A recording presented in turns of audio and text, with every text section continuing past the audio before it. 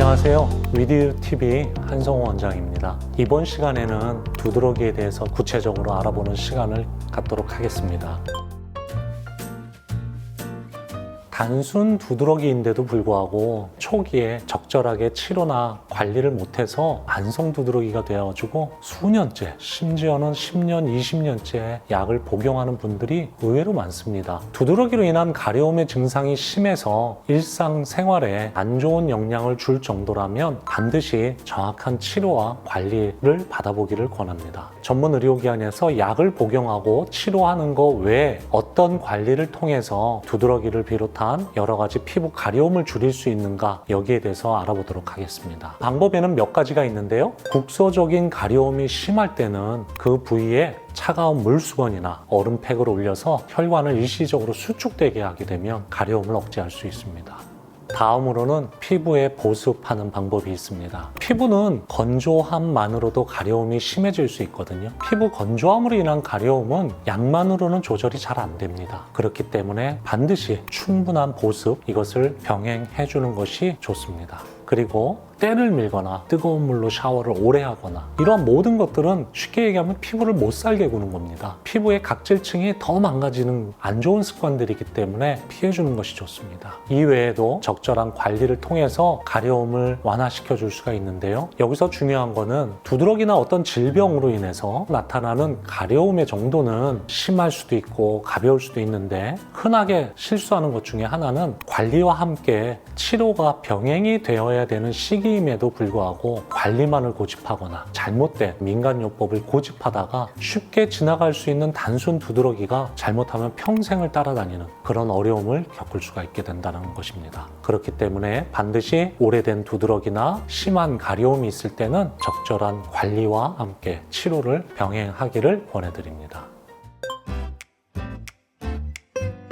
가볍게 비유를 하자면, 사람이 어떤 기분이 좋을 때는 사실 짓궂은 농담도 우리가 웃어 넘길 수 있잖아요. 하지만 기분이 안 좋을 때는 가벼운 농담에도 오해가 생길 수 있는 것처럼 우리 몸이 스트레스를 받으면 여러 가지 기능들이 예민해집니다. 스트레스를 받고 우리 몸이 예민해져 있을 때는 사소한 항원, 이런 항원에 노출이 되거나 했을 때 두드러기를 일으킬 수 있는 가능성이 높아진다는 것입니다.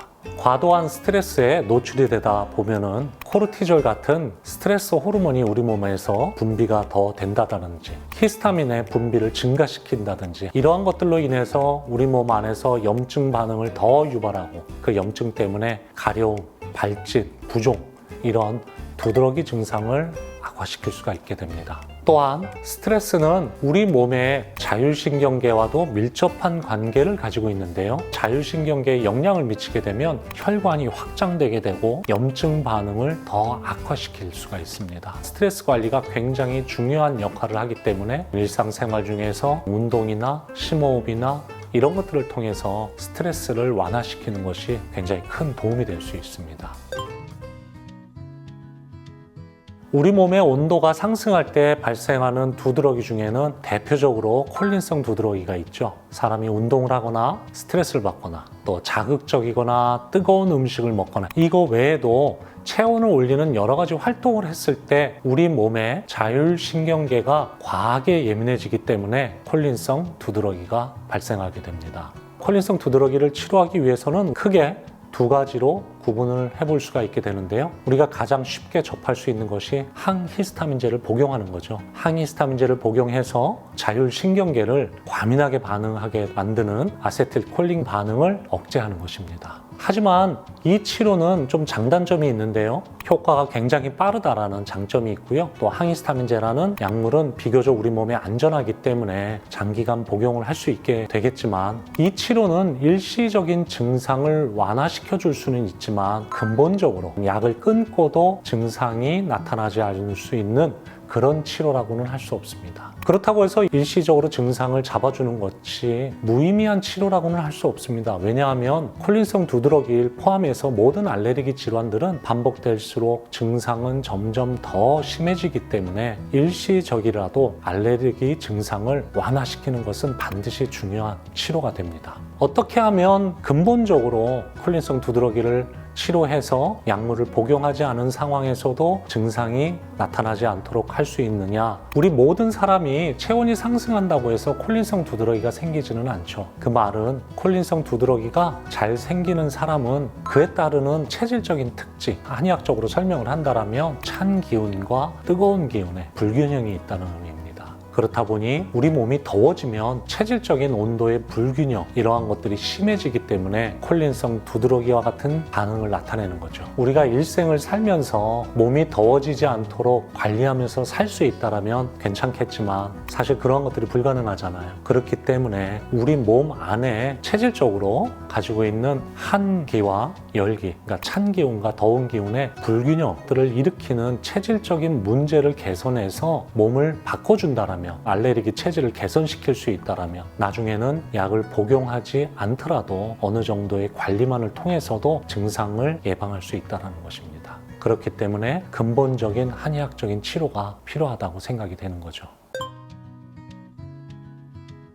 두드러기를 포함해서 알레르기를 일으키는 물질을 통틀어서 항원이라고 부르죠. 지구상에 존재하는 모든 물질은 사람에 따라서 항원이 될 수 있는 가능성을 가지고 있습니다. 그렇기 때문에 종류가 다양하고 개수가 많겠죠. 그러다 보니까 이러한 항원을 우리가 경험을 통해서 찾아낸다는 것은 굉장히 어렵습니다. 그렇기 때문에 두드러기 원인을 찾는 알레르기 검사를 한다는 거죠. 알레르기 검사로 원인을 다 찾아내서 그거를 다 피해주면 두드러기가 해결이 될까? 그건 아닙니다. 알레르기 검사로 모든 항원을 찾아낼 수도 없을 뿐더러 찾아냈다 하더라도 우리가 피할 수 없는 것들도 있고요. 또 알레르기 원인 중에는 어떤 스트레스나 과로나 우리 몸의 온도의 차이 등등 이런 알레르기 검사를 통해서 확인할 수 없는 것들도 많기 때문입니다. 그래서 하나하나 차근차근 해나가는 것이 중요한데요. 우리가 일상생활에서 흔하게 접하는 물질에 대해서는 알레르기 검사를 통해서 알레르기 반응 여부를 확인하는 것이 중요합니다.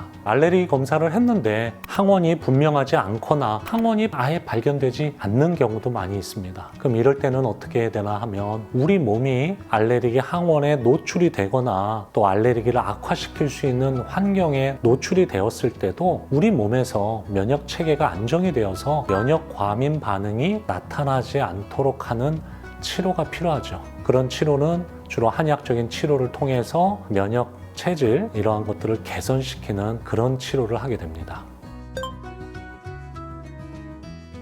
진료실에서 환자분들하고 진료를 하다 보면 환자분들이 그런 말씀을 하세요. 알레르기 질환이 예전엔 한 번도 없었는데 왜 갑자기 저에게 없었던 이런 알레르기 질환이 생겼는가를 굉장히 답답해하면서 물어보시는 분들이 계신데요. 사실 그건 그렇게 놀랄만한 일은 아니죠. 왜냐하면 우리가 어렸을 때나 젊었을 때 없었던 고혈압이나 당뇨 같은 게 나이가 들면서 생기잖아요. 즉 그 말은 우리 몸이 변한다는 얘기죠. 그런 것처럼 우리 몸의 면역 체계는 시간이 지나면서 변하기도 하고요. 새로운 자극에 대해서 민감해지기도 하고 없었던 과민 반응이 생기기도 합니다. 우리 몸의 면역 체계가 변하고 있는 이유는 여러 가지가 있는데요. 단순히 나이가 들어가면서 변할 수도 있고요. 사춘기나 갱년기, 여자분들 같은 경우에는 어떤 임신과 출산과 폐경과 같은 호르몬의 변화가 있을 때 호르몬의 변화로 인해서 우리 몸의 면역 체계가 변화될 수도 있는 거죠. 그 외에도 장시간 동안 계속되는 스트레스, 과로 이러한 것들에 노출이 되었을 때 처음에는 우리 몸에서 우리 몸을 지키고 우리 몸을 보호하는 기전들이 작동이 되는데요. 이러한 것들이 너무 길어지거나 정도가 너무 심해지게 되면 우리 몸이 안 좋은 쪽으로 변화가 되죠. 면역 체계도 과민해지고 음식이나 환경뿐 아니라 하루의 온도차 이런 것들에도 없었던 알레르기 반응이 생길 수가 있습니다.